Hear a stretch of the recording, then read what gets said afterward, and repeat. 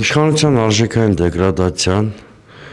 եթե կուզեք ավելի ստույգ բառով բեսպրիձելը նորություն չի։ Նույն Ալեն Սիմոնյանը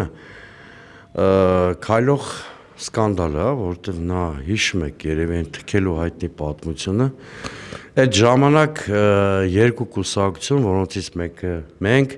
պահանջեցինք նրա հրաժարականը, որտեղ ակնհայտ է, եթե նման իրադարձություններին չի հետևում քաղաքական պատասխանատվության ինստիտուտը, այսինքն մարդ իր արարքի համար քաղաքական պատասխանատվություն չի կրում, հետո ենք ավելի սանձարձակ եւ ավելի ամբարտավան է դառնալու, ինչը մենք տեսանք։ Եվ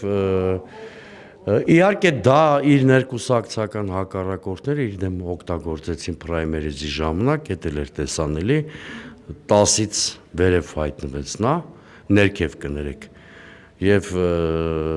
այսինքն բայց դա չի փոխում իրերի վիճակը, իրենք փորձում են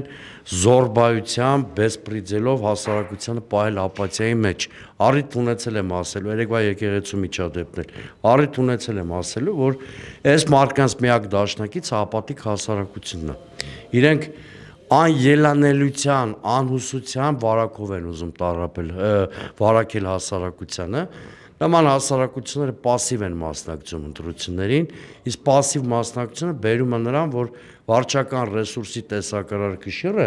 էլեկտորալ կառուցվածքում մեծանում է։ Իրենք այս խնդիրն են լուծում։ Ասում են մենք մեզ պարտադրում ենք ձեզ, մեր այլանդակ բարքերով, նիստուկացով, էսա, կուզեք, չեք ուզում մի ուզեք։ Մոտավորապես սա է տեղի ունենում, սրան հակակայլ որպես միակ հակակայլը, որ ես տեսնում եմ, դա ընդի հասարակության ակտիվությանն ուղղված ընդդիմության քայլերը պետք է լինեն, որտեղ ակտիվ հասարակությունը սա չի հանդուրժելու։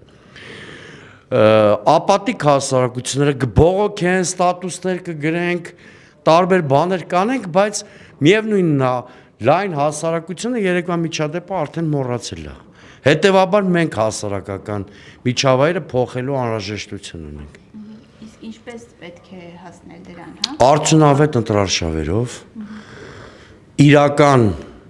եւ մարդկանց հուզող ծրագրերով եւ ճիշտ առաջնորդությամբ։ Այսինքն պետք է կարողանանք այլ խոսքով ասած ընտրության ու փողոցի արդյունավետ միքս գտնել։